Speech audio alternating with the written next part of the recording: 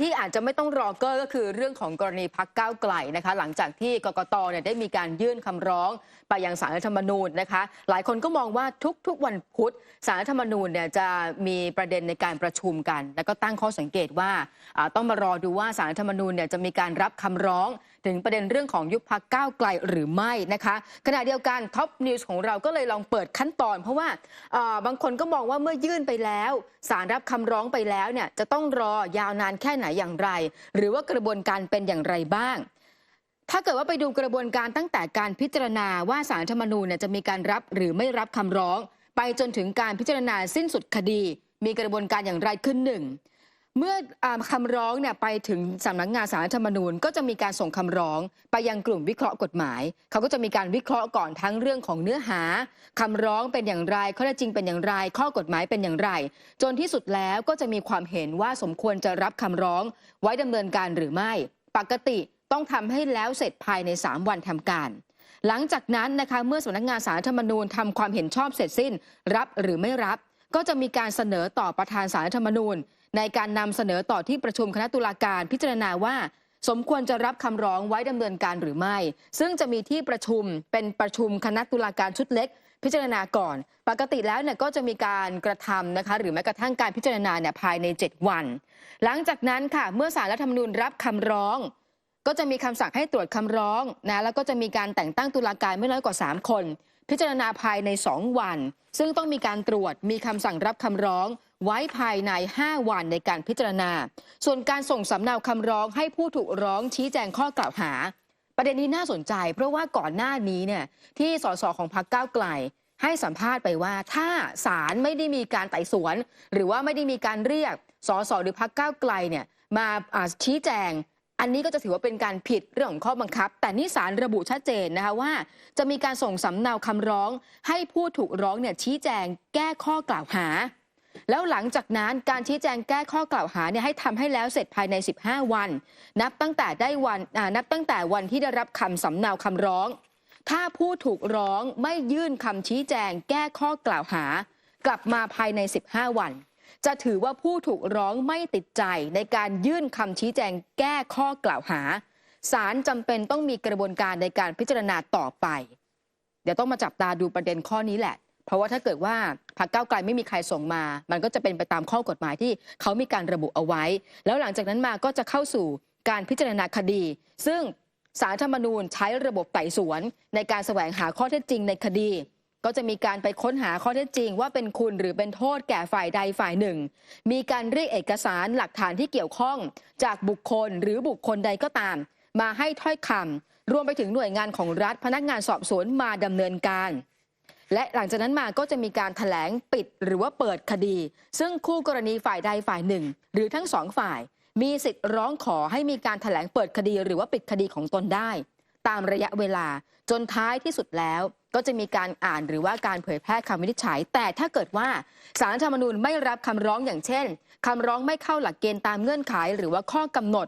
อันนี้ก็ต้องผ่านการประชุมของตุลาการศาลรัฐธรรมนูญและให้กลุ่มวิเคราะห์กฎหมายหรือว่าวิเคราะห์คดีจัดทำหนังสือไปยังผู้ร้อง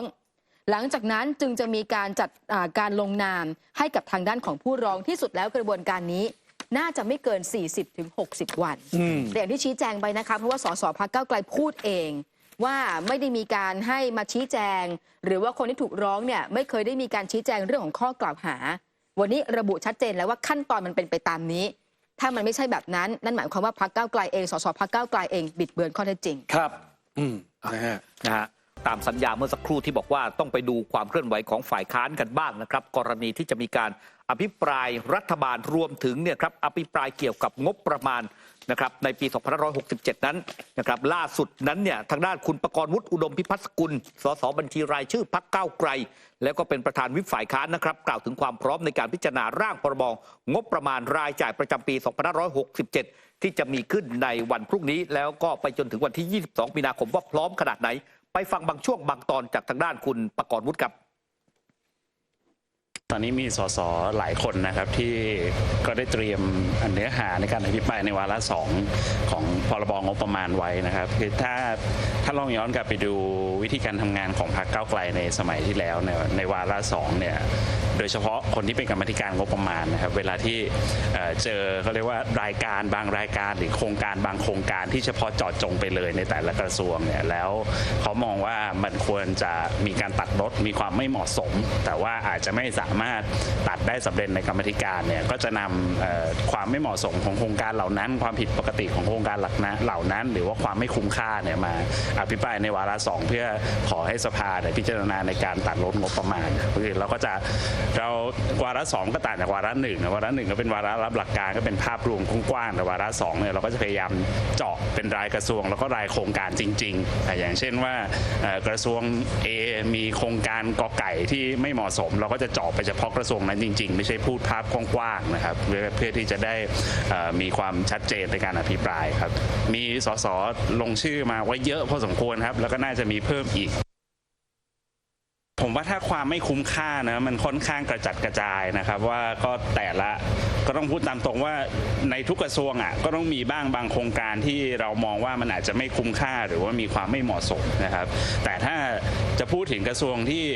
มีความไม่โปร่งใสเนี่ยมันก็ต้องพูดตามตรงว่าทุกปีเนี่ยกระทรวงกลาโหมก็จะมีปัญหาเรื่องนี้นะว่าเอกสารลับเยอะเหลือเกินนะบางหลายๆหน่วยงานเนี่ยก็เข้ามาในอนุแล้วก็ขอเอกสารคืนไม่ยอมมอบให้อนุเอาไว้พิจารณาต่ออะไรอย่างเงี้ยครับเท่าที่ผมทราบมาเนี่ยเยอะครับแล้วก็คิดว่าคงต้องเลือกอันที่เป็นค่อนข้างเป็นไฮไลท์ว่ามันมีความไม่โปร่งใสหรือความไม่เหมาะสมหรือความไม่คุ้มค่าคาดหวังว่าจะเป็นแบบนั้นนะครับแต่ก็ต้องบอกว่าจริงๆแล้วถ้าพูดถึงการจัดงบโดยรวมเนี่ยผมว่าฝ่ายค้านได้พูดไปแล้วในวาระที่1นะเพราะว่าถ้าเราพูดถึงภาพรวมในวิธีการจัดงบประมาณเนี่ยก็คงจะยึดเอาเนื้อหาตอนวาระ1น่าจะเป็นประโยชน์มากกว่าผมว่าในวาระ2เนี่ยบางทีก็มีเป็นการส่งสัญญาณไปถึงหน่วยงานราชการเนี่ยนะว่าเป็นการตั้งงบประมาณมาเนี่ยบางครั้งมันควรจะมีความโปร่งใสมากกว่านี้แล้วก็ควรจะเป็นโครงการที่มีประโยชน์กับประชาชนมากกว่านี้ครับทีนี้นักข่าวถามว่าตกลงแล้วเนี่ย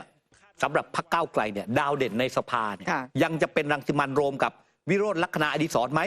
นะครับ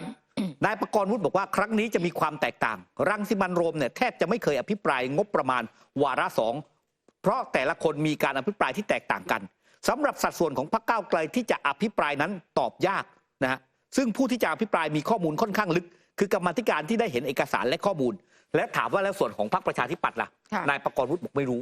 ไม่ทราบของประชาธิปัตย์ทีนี้นักข่าวถามอีกนะครับว่าจะมีอะไรฝากนายกรัฐมนตรีหรือไม่ในฐานะเป็นผู้บริหารจัดการงบรวมทั้งการโอนงบไปอยู่งบประมาณกลางเนี่ยนะฮะฟังสิ่งที่นายประกรณ์วุฒินั้นฝากไปถึงคุณเศรษฐานายกรัฐมนตรีครับฝากไปถึงท่านนายกนะครับผมก็คิดว่างบ68เนี่ยเป็นปีงบที่ท่านนายกแล้วก็รัฐบาลเนี่ยจะมีอำนาจเต็มแล้วก็มีเวลาที่จะจัดทำเนี่ยค่อนข้างนานพอสมควรผมว่ารอบงบปี68เนี่ยเป็นของจริงแล้วที่เราควรจะต้องเห็นการเปลี่ยนแปลงอย่างที่พรรคแกนนำจัดตั้งรัฐบาลเนี่ยพูดเอาไว้ก่อนการเลือกตั้งว่าประเทศเปลี่ยนทันทีนะครับตอนนี้ผ่านมา 6-7 เดือนแล้วหลังจากจัดตั้งรัฐบาลผมคิดว่าสิ่งที่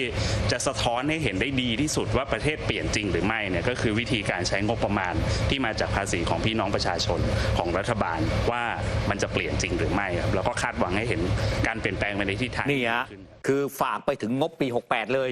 นะครับงบปี67ก็เดี๋ยวไปว่ากันวาระ2วาระ3ดังนั้นตอนนี้ฝากตอนที่ทำงบปี68ฮะเขาบอกงบปี68นี่ของจริงแท้แน่นอนละครับนะทีนี้พูดถึงก้าวไกลพี่ต้นคือเรื่องอภิปรายงบนะผมมาติดใจอยู่ข้อเดียวที่เมื่อกี้พี่สถาพรเล่าดาวเด่นในสภาจะเป็นรังสิมันต์โรมกับวิโรจน์ลักษณะอดิศรทีนี้เอาอย่างนี้ครับคุณผู้ชมในการอภิปรายงบประมาณวาระ2เนี่ยมี3คนที่เขาออกมาให้ข่าวก่อนนายประกรณ์วุฒิ1คุณไหมของน้องมวยสิริกัญญาตันสกุล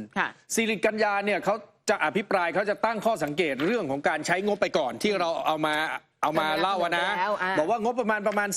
3.48 ล้านใช้ไปแล้ว2ล้านเหลือเพียงแค่ 41%ไอ้แบบนี้ไม่ดีแล้วงบที่ไปตัดเนี่ยก็เหมือนกับขยันจะตัดกันในวันสุดท้ายสรุปว่างบประมาณจาก 3.48 ล้านเนี่ยเอาตัวเลขก่อนเขาตัดได้นะครับการประชุมคณะกรรมาธิการเนี่ยตัดไป 9,200 ล้าน สิริกัญญาบอกว่าเดี๋ยวก็จะเอากลับไปกระจายกลับเข้าไป โดยที่งบที่มากที่สุดคืองบกลาง อีกคนหนึ่งคือสุรเชษฐ์ ประวินวงศ์วุฒิอันนี้เขาบอกว่าผลงานเด่นของก้าวไกลเลยคือการไปตัดงบฝายแกนดินซีเมนต์อันเนี้ยพี่สถาพรก็รู้ 1,200 กว่าล้านบาทนะครับอันนี้เขาบอกผลงานเด่นของเขาเลยนะกับอีกอันหนึ่งคือไปตัดงบสร้างถนนที่กระจุกตัวอยู่ในบุรีรัมย์แล้วเขาก็ตั้งเป้าไปที่กลุ่มการเมืองในบุรีรัมย์เลยส่วนชยพลสะท้อนดีเนี่ยเขาบอกว่าเขาข้องใจอันนี้เขาข้องใจนะครับว่ากองทัพไปตัดงบเรือฟรีเกตทิ้งมันดูย้อนแย้งนะคือในหัวคิดเราก้าวไกลเนี่ยไม่ชอบเรื่องของอาวุธยุทโธปกรณ์แต่เขาพยายามจะบอกว่าเขาคาใจเรื่องไปตัดงบเรือฟรีเกตทำไมแต่ทีเนี้ยผมจะฝากคุณผู้ชมว่าทั้งหมดเนี่ยคุณผู้ชมจะไม่มีใครเป็นดาวเด่นของก้าวไกลเลยครับถ้าตราบใดไม่กล้าแตะงบซอฟต์พาวเวอร์ไม่มีเลยไม่ได้มีพูดถึงเรื่องนี้นะใช้ไปแล้วด้วยสิริกัญญาเธอเนี่ยข้องใจเรื่องงบใช้ไปแล้วมันตรวจสอบยากมันนู่นมันนี่งบซอฟต์พาวเวอร์ใช้ไปแล้วด้วยเอางบกลางมาใช้ 5,164 ล้านไม่ต้องมายกโรมไม่ต้องมายกวิโรจน์เหลือกอะไรพวกนี้เลยใครอภิปรายงบซอฟต์พาวเวอร์เดี๋ยวจะตบมือให้อภิปรายต้องเอาให้แรงๆด้วยนะคำว่าแรงๆคือรักษาผลประโยชน์ของประเทศชาตินะสาดน้ำที 21 วันในหลายๆจังหวัดหลายจังหวัดเองวันไหลที่พระประแดงวันไหลชลบุรีวันไหลศรีราชาเขามีอยู่แล้วไปทำเพิ่มทำไมจำเป็นไหมเอาให้เก่งแบบที่คุณไปตัดงบกองทัพตัดงบนู่นตัดงบนี่แล้วเดี๋ยวจะยกให้เป็นฮีโร่นะช่วงพรุ่งนี้ใช่ไหม20-22 มีนาคมจะรอเกอร์ไหมเดี๋ยวต้องรอดูแหละค่ะว่าเกอร์หรือเปล่าเพราะหลายเรื่องก็เกอร์เหมือนกันมาร่วมสนับสนุนท็อปนิวส์นำเสนอความจริงได้แล้ววันนี้เพียงกดปุ่ม Super Thanks แล้วเลือกจำนวนเงินตามที่ต้องการได้เลยครับขอบคุณครับ